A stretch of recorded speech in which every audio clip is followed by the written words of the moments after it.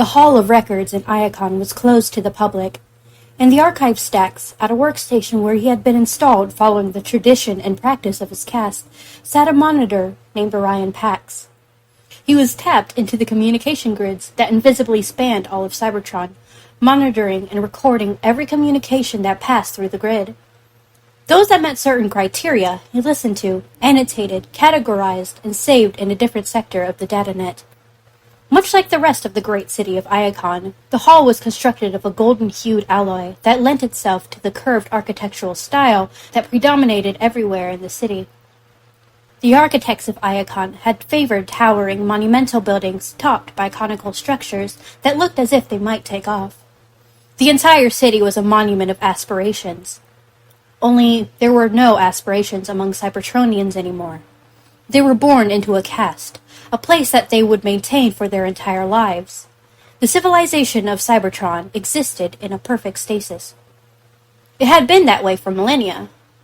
Iacon, in some way, was a memorial of Cybertronian culture that had not existed in the memory banks of any existing Cybertronian.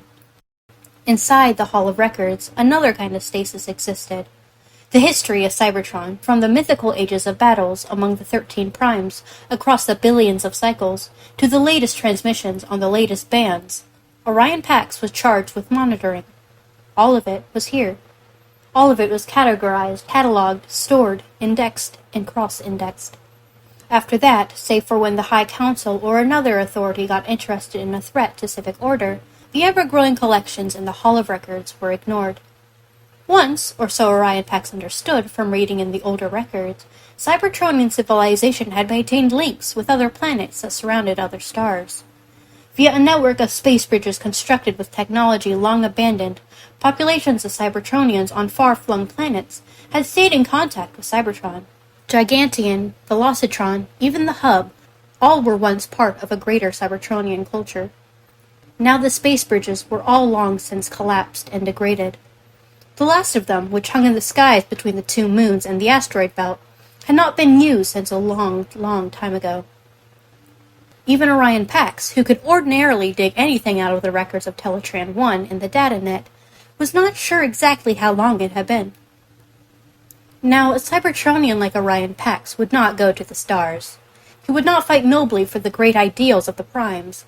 A Cybertronian like Orion Pax would monitor, assess, and catalog transmissions on the grid, because that is what Cybertronians of his caste did. Other castes built and engineered, governed, made laws, or fought in the gladiatorial pits. From there, oddly enough, came some of the more interesting transmissions Orion Pax had heard lately. He was not a great follower of the arena, but even he knew of the most recent champion, Megatronus. Quite a bold action to assume that name. It was not just any bot who could carry the weight of one of the 13 primes, whose deeds still echoed across the megacycles of history. This Megatronus had not lost a match since the early days of his career in the arena. The gladiators began with no names, and most of them ended that way as well. Megatronus had claimed not just a name, but a name that could not help but capture the attention of even those castes who pretended to pay no attention to such degraded entertainments as gladiatorial combat. The sight of two or more Cybertronians tearing each other apart was something that few would admit enjoying. Yet the pits in the lower levels of Kaon were one of Cybertronian's most popular tourist destinations, and the grid was alive with broadcasts and rebroadcasts of various tournaments that were constantly going on. The only industry in Kaon that could rival gladiatorial entertainment was recovery and reconstruction. The mecha-surgical engineers of that city, and its gladiatorial rival, Slaughter City, were without peer. Arena combat was illegal across Cybertron, but the High Council, in its wisdom, understood that a population confined by caste needed certain outlets. So the pits in Kaon, which had begun long ago as a diversion for the workers in the great foundries there, were now entrenched. Even if technically outside the law of Cybertron, in Slaughter City it was much the same.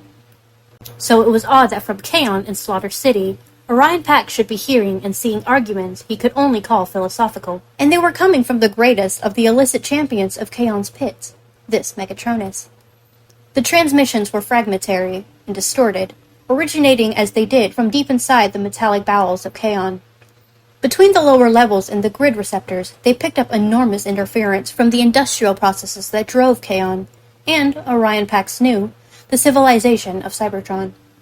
Nothing could be created without the raw materials first being refined. That happened in Kaon, in the Badlands that stretched between it and the Hydrax Plateau. As long as those Badlands fueled the needs of Cybertron, the High Council would keep turning a blind optic to the gladiator pits. Orion Pax wondered how long that would continue. He listened to the most recent of Megatronus's transmissions, fingers hovering over the interface that would determine where he cataloged it. Are Cybertronians not all made of the same materials? My alloys are the same as those in the frame of a High Counselor. My lubricants are the same as those that lubricated the joints of the 13 themselves. Megatronus's voice scraped and rasped, like one of the great machines in the factories of Kaon. Orion Pax looked up and down the row of other Cybertronians of the same caste as he. All of them would spend their careers monitoring and cataloging, feeding the vast databases of Iacon. This was the way the civilization of Cybertron had been since long before the creation of Orion Pax. And yet they were made from the same materials as the archivist Alpha Trion, or any member of the High Council. Would a counselor spend his life monitoring transmissions? We are individuals. Once we were free. Megatronus's voice scraped through Orion Pax's head. What would his fellow monitors think if they could hear? They would report this Megatronus in a nanoclick. That's what they would do, Orion Pax thought.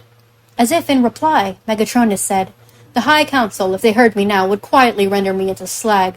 Do not doubt it. They may be listening now. If I vanish, carry on my work. Soundwave, you and Shockwave will carry on. You are my trusted lieutenants. A second voice came in. Lieutenants, are you now the general of an army, Megatronus? Orion Pax listened harder. He ran a check on the new voice. It was neither Shockwave nor Soundwave. He had heard them before, and had records and database entries for each, but this new voice was not in the index he maintained to keep track of Megatronus's associates. Who was it? It was not part of Orion Pax's job to investigate. He monitored, observed, recorded. Investigators were of another caste. He could, however, report to Alpha Trion, the overseer. Orion Pax sampled the new voice and spent a few cycles compiling a report. It wouldn't do to present himself to Alpha Trion without a good reason, and proof of how good the reason was. The archivist of Iacon, Alpha Trion, was far older than Orion Pax, who had heard stories that he had existed since the great age of the Space Bridge Field expansion, the high point of Cybertronian civilization. What that must have been like, to be able to ride the dimensional bridges to other stars. Orion Pax, Alpha Trion said, what brings you here to interrupt my work? I seek advice. Orion activated the recording of Megatronus. Alpha Trion put down the antiquated stylus he used to make entries in the single book that sat on his desk. The archivist of Iacon had databases and endless hard copy records of virtually everything that had ever happened in the history of Cybertron. Yet he chose stylus and book as his interface. Like many of the older Cybertronians Orion Pax knew, Alpha Trion had grown eccentric. When the recording had played out on the wall-mounted speaker, and Alpha Trion had taken his standard moment to tap his stylus on the desk and think over various potential responses, the archivist said, Megatronus. Why has he named himself after a mythical being? Orion Pax asked.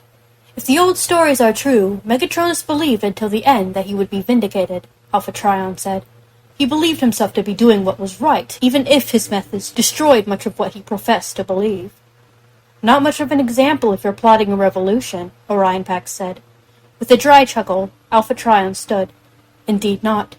But perhaps that is not the only example to be taken from the deeds of Megatronus. Who is this upstart? He has been a gladiator in Kaon. Like all of them, he began without a name, a worker who had took to the arena as a way to glory. He has never lost, and his fame had grown to the point that few other gladiators will fight him one-on-one. Now it seems he is no longer content to be the greatest gladiator in Kaon. He has grander ambitions. Ambition, Alpha Trion echoed. That is not a quality encouraged on Cybertron, as you know. He fell silent, and Orion Pax thought he had detected something of a witful tone in the archivist's voice. He waited, and after several cycles, Alpha Trion spoke again. Go back to your post, Orion Pax. Continue to listen. When you know what this Megatronus is planning, return to me, and we will consult further.